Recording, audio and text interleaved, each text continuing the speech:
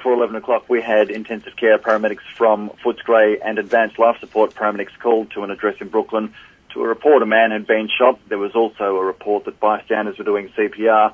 Once police declared it was safe enough for our paramedics to approach, they confirmed that a man has died at the scene. Our paramedics were focused, obviously, on assessing and, if possible, treating the man, and everything else is being left with the police.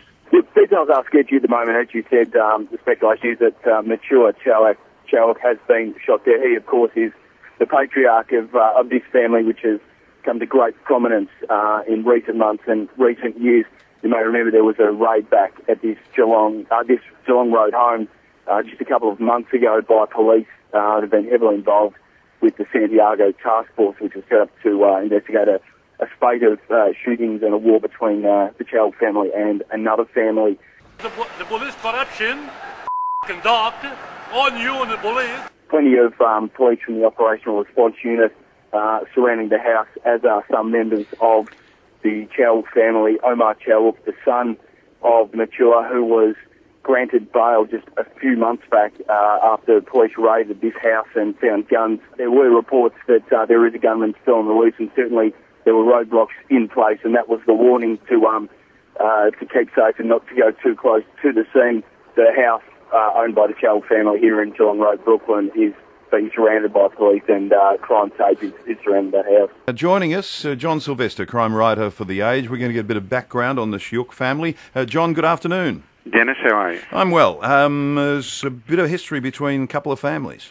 Yeah, it's really difficult to go into because there are some court actions, but there's been, we've been fascinated by underworld wars in Melbourne, but this one, because it involves sort of a couple of ethnic groups, seems to, in some ways, have flown under the radar. There's been this tit-for-tat battle for several years between the Chaouks and the Hadaras.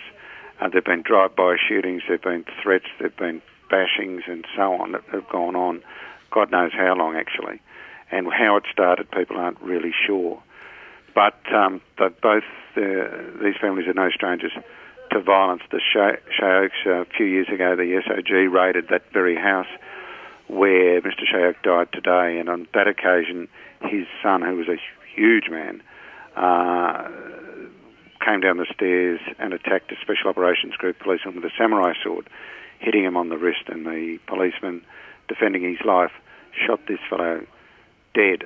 And so that was one of the events. Since then, the police, the Santiago task force, which has been looking at non-fatal shootings, have spent an inordinate time dealing with these people, which resulted in further raids earlier this year on the same house. Members of both sides of these two families have been charged with serious offences, and in one occasion, one of the fellows, one of the Hadaras, was killed last year, and another one was shot in the face a couple of months ago. So this has been going on for some time.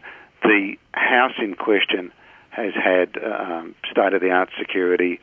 It's a little bit of a fortress, but obviously not as secure as perhaps they would have hoped, because he was shot dead near the back gate, and Ron Iddles from the Homicide Squad is in charge of that investigation. Obviously the authorities will be looking at many possible motives, but clearly will be also looking at this clear feud that's going on, and the fear, of course, is that it will elevate yet again.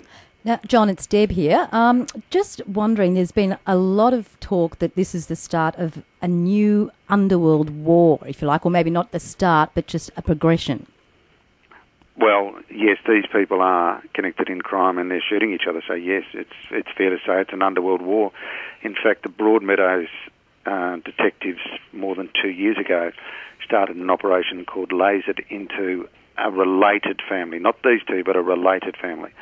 And there were a series of tortures and shootings and bombings, and they, at that time, said, we are really under-resourced here. We need a piranha-like response here. We need the Australian Crime Commission. We need every asset we can get, because this thing's going to get out of control and there will be murders. Sadly, they were right. And as a result of that... Did they get the resources? It was slow. The local police were filthy about it. They felt that they weren't getting enough specialist help from the heavy squads. So I think it's fair to say senior police were probably slow to respond, but they did respond. So would you say then that this does have the potential to be as bad as the last one?